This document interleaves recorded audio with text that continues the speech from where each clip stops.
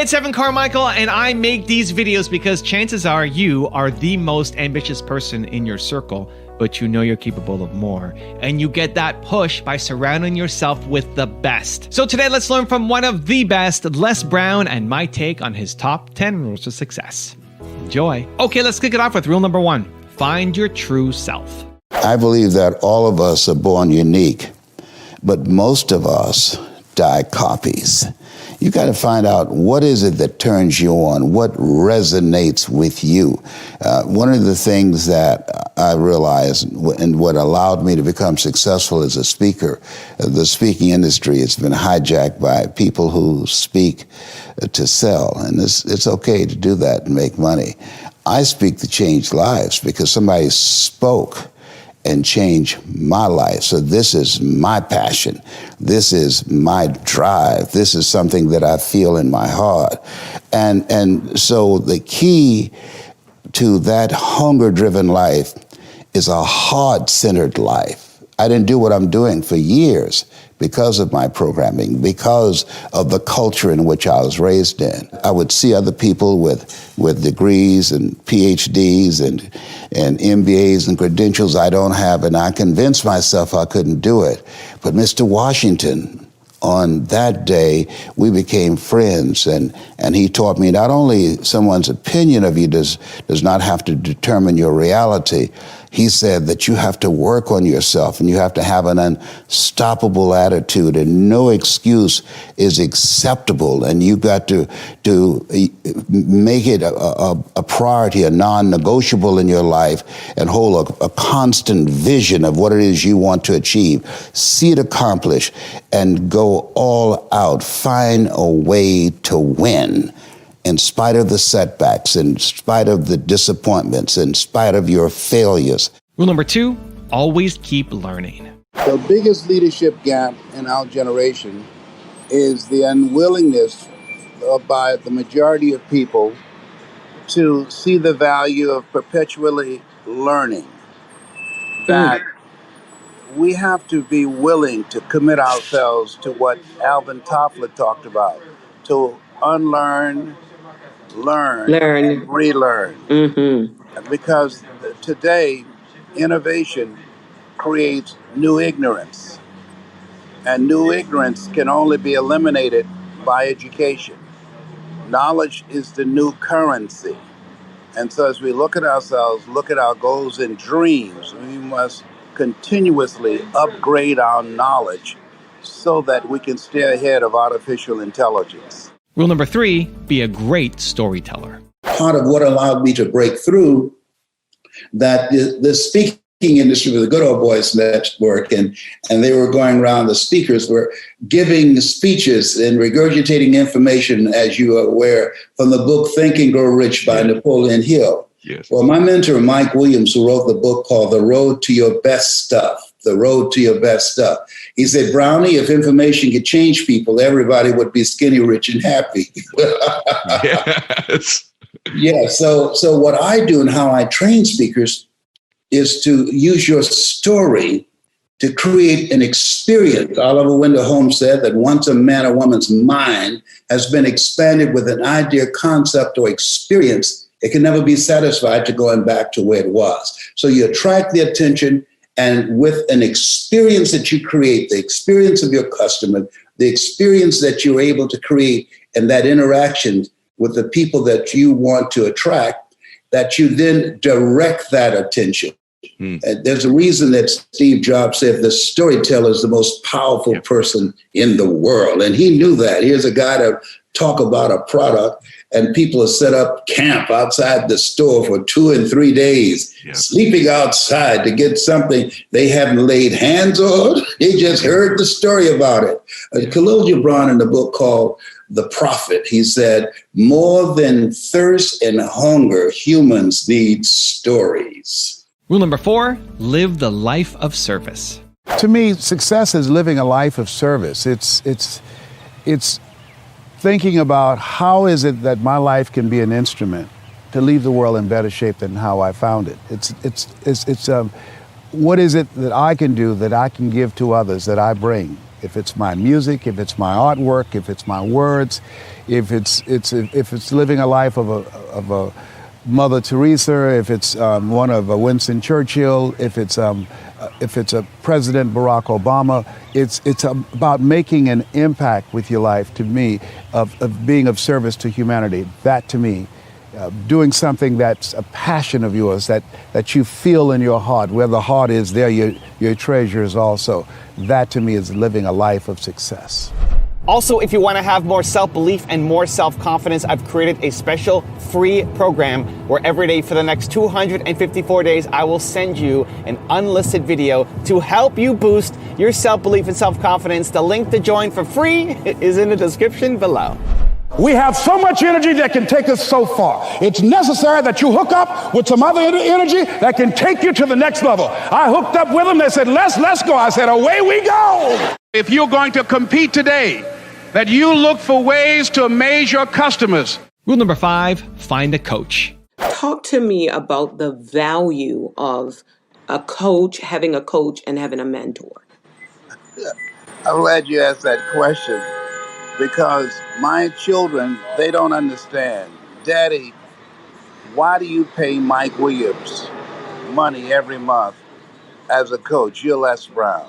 You've selected among the top 5 speakers in the world. You're recognized as number 1. You earn $70,000 an hour when you speak in the United States. You earn 225,000 pounds when you speak outside of the United States.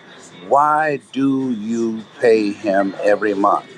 And I said, Serena Williams is the most dominant tennis player on the planet, and she never goes out on the court without her coach, because you can't read the label when you're locked in the box. You don't even want someone coaching you unless they have a coach. And I have a coach because there are things that a coach can see that you can't see when you're under fire, when you're going through the stuff. And you have to have somebody with a trained eye and experience that you've developed a collaborative, achievement-driven, supportive relationship with that will allow you to navigate the storms of life. And when life staggers you, that can help you get back in the game again and do the rope-a-dope and Muhammad Ali shuffle. Rule number 6, have a dream. The imagination is a preview of what's to come. And so as a kid, I dreamed a lot about taking care of my mother. I used to go with her to work to clean homes, and she kept her children, and she cooked for these wealthy families. My mother could bake a sweet potato pie so good you couldn't eat it with your shoes on. You had to take your shoes off so you could wiggle your toes. And I used to look at these big, beautiful mansions and said, Mama, what is it, Leslie? When I become a man, I'm gonna buy you a big, beautiful home just like this. Oh, you don't have to do this. I said, I know, but you didn't have to adopt us either. And you did. And so I'm here with you because of 2 women. One gave me life, the other one gave me love. God took me out of my biological mother's womb and placed me in the heart of my adopted mother. And because of her example and my love for her and the passion that I felt in my heart, I've got to do something to make her proud. I've got to do something to put myself in position to be able to take care of her. That drove me. Nietzsche said, if you know the why for living, you can endure almost anyhow. Rule number 7, create supportive relationships.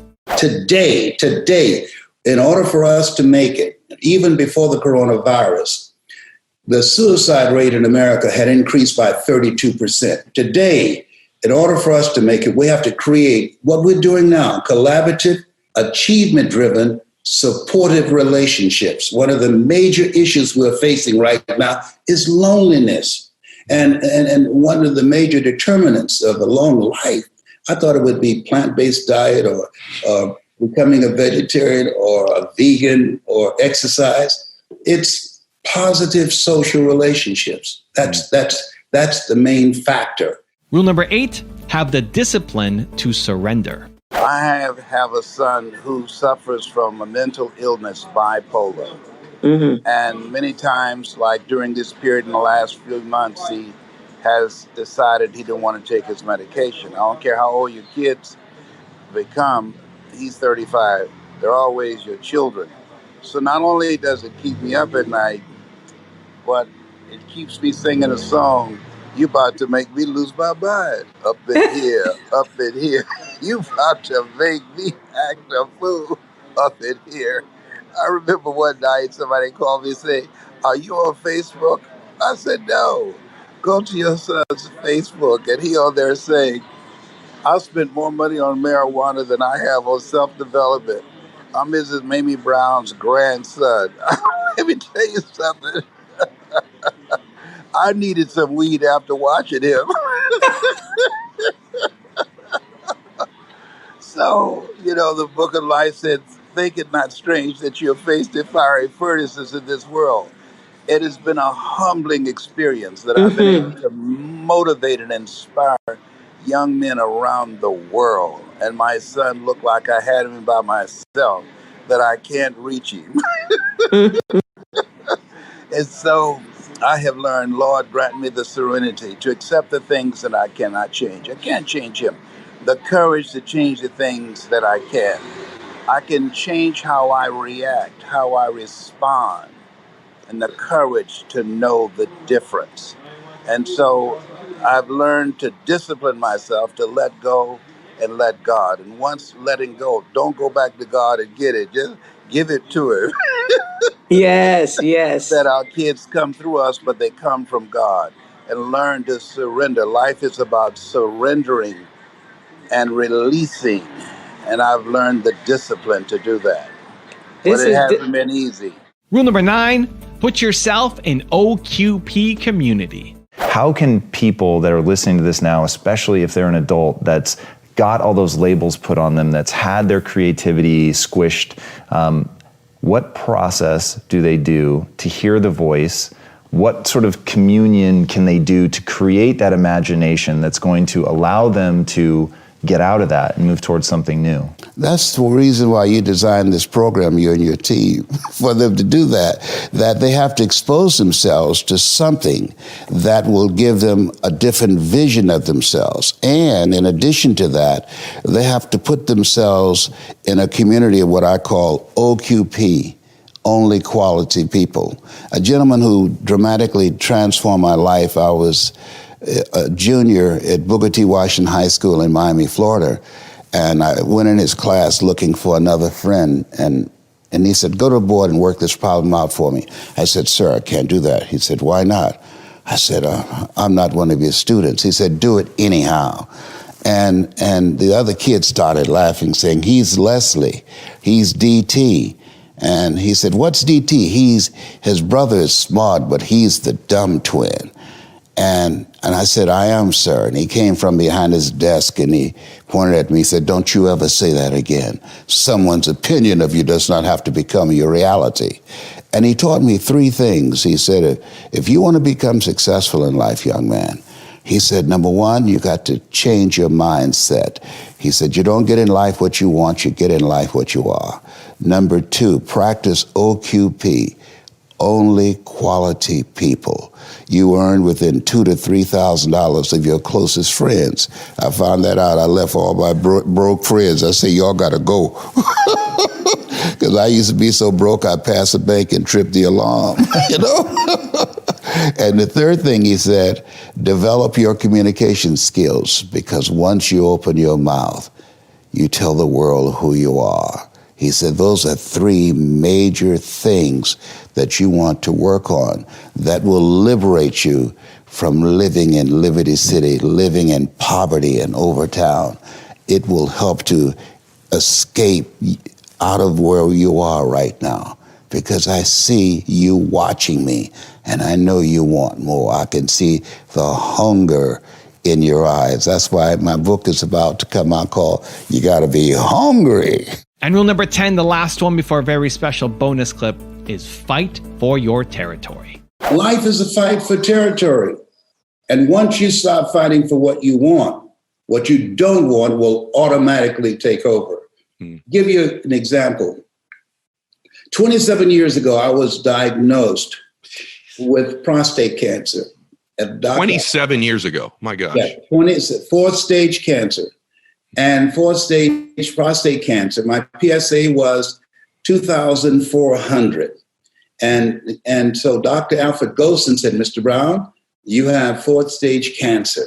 I said, I do? He said, yes. And it's metastasized to 7